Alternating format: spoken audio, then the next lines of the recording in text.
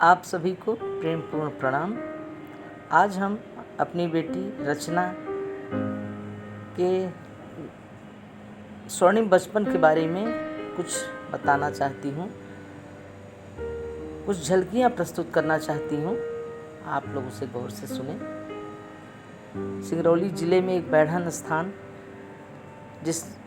स्थान जहाँ पे वो पैदा हुई, एक संपन्न घराना, प्रतिष्ठित परिवार, पिता श्री शिव मोहन सिंह, दादाजी एजुकेशन मिनिस्टर और माँ शारदा सिंह। मैं माँ हूँ और मैं यही बताना चाहती हूँ उसका परिचय। वो स्वर्णिम, वह घड़ी, वो नक्षत्र कितना सुंदर एवं शुभ था जब रचना का जन्म हुआ। दिन बुधवार 11:30 बजे रात। उसके पैदा होते ही कमरे में प्रकाश फैल गया। यह किसे पता था कि यह अद्भुत प्रकाश बड़ा शुभ संकेत है। एक भाग्यशाली माँ ने सुंदर कन्या को जन्म दिया जो जन्म से ही संत थी। पूरे घर में खुशी की लहर दौड़ गई। मेरा दिल उल्लास से भर गया जब मैंने उस अद्भुत सौंदर्य की मूरत बेटी को देखा और कलेजे से लगा लिया। उसके रंग रूप अद्भुत एवं निराले थे। धीरे धीरे रचना बड़ी होने लगी। उसके रंग ढंग को हम समझ नहीं पाए। कभी रोती नहीं थी, हमेशा खेलती रहती थी, मुंह खुला, बैठती भी तो बहुत सुंदर, जैसे अद्भुत छवि। हम उसे लेके जब वो 6 महीने की हुई, हम उसे लेके बनारस जा रहे थे अपने मायके, और मैं बस में सफ़र कर रही थी। बहुत सारे यात्री बैठे थे। उसे बिल्कुल हम गोद में लिए थे। सफ़ेद कुर्ती, सफ़ेद सुंदर लंगोट, सुंदर काजल लगाए हुए घुंघराले बाल, पैर में पैजनी, छोटी छोटी पायल, हाथ में चूड़ियाँ, इतनी सुंदर, बिल्कुल जैसे कृष्ण भगवान बैठे हों मेरे गोद में, और हंसती हुई बैठी थी।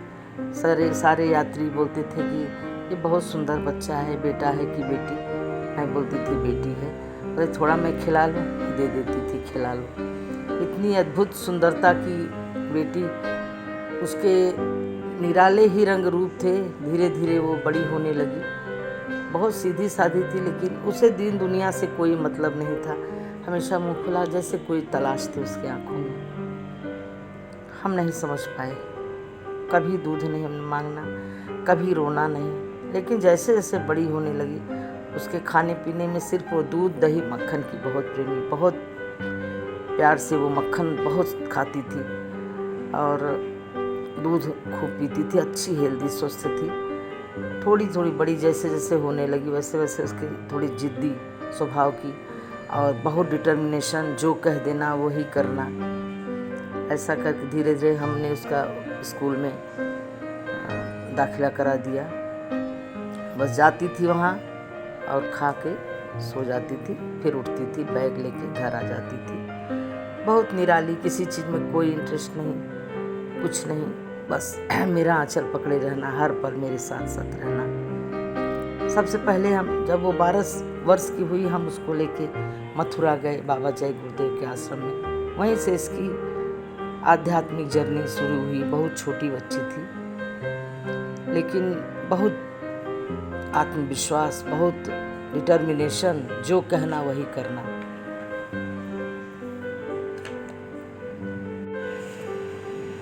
हमने प्यार से उसका घर का नाम अंशु रखा था। सब लोग बहुत प्यार करते थे क्योंकि बहुत सुंदर थी और रोती नहीं थी। मथुरा से लौटने के बाद उसकी आध्यात्मिक जर्नी शुरू हुई। मेरे पास ही सोती थी।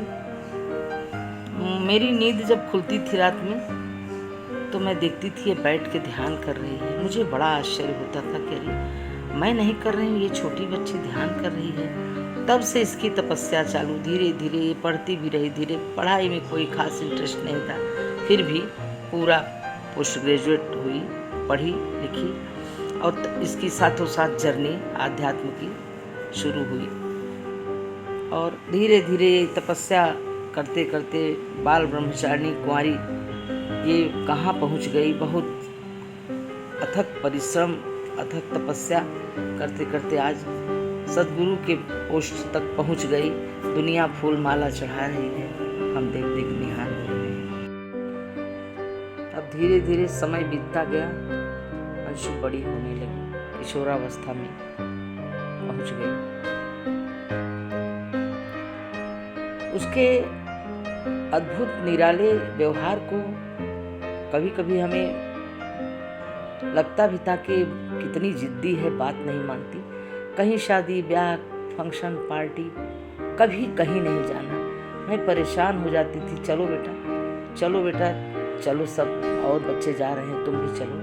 लेकिन नहीं, एक स्वर में नहीं माँ, मुझे नहीं जाना, मैं अपने घर में रहूँगी। फिर मैं उसके लिए खाना बनाती थी, सिर्फ वो चावल और घी नमक खाती थी, बहुत प्रेम से धीरे धीरे खाती थी, बहुत आराम से ऊंचाई में बैठ के खाना। उसके सारे क्रियाकलाप ही अद्भुत थे।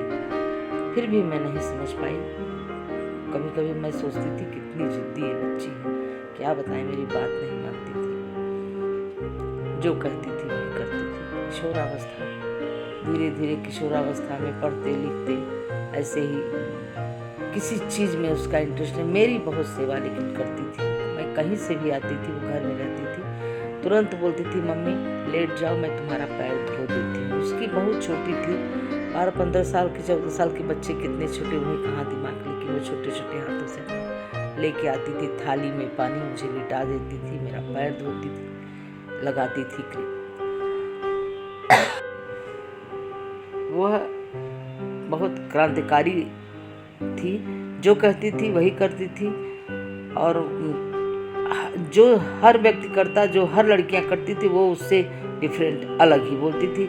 सबके साथ मुझे वो नहीं करना है जो सब कर रहे हैं, मैं अलग मैं अलग। तो हमसे हमेशा कहती थी माँ मैं शादी नहीं करूँगी। तब से मैं सोचती थी अरे ऐसे कह रही है, सबकी शादी होती है, उसकी भी होगी। हमेशा कहती थी माँ मैं शादी नहीं, मैं तुम्हारे साथ रहूँगी।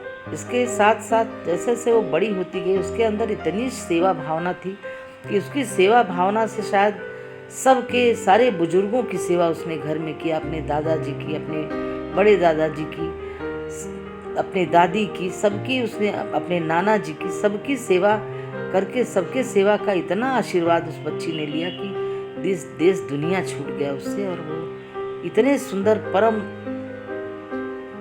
शांति, परम गहन शांति में पहुंची, परमात्मा के नजदीक पहुंच गई, देश दुनिया से दूर। अद्भुत निराले व्यवहार नहीं समझ पाए, क्योंकि ये भी नहीं ध्यान दिए जिस दिन वो पैदा हो रही थी, लोग बोलते थे आज बुधवार का दिन है, या बुद्ध ही होगा, बुद्ध ही बन जाएगी, या बुद्धू ही होगी। हम कुछ नहीं समझ पाए। आज बुद्ध ऐसी दुनिया से निराली, अपनी दुनिया में मगन, किसी के पंचायत से कोई मतलब नहीं, कोई क्या कर रहा है कोई मतलब नहीं, अपने धुन में आँख बंद, चुपचाप शांति में मौन। बस आज के लिए इतना ही। प्रणाम।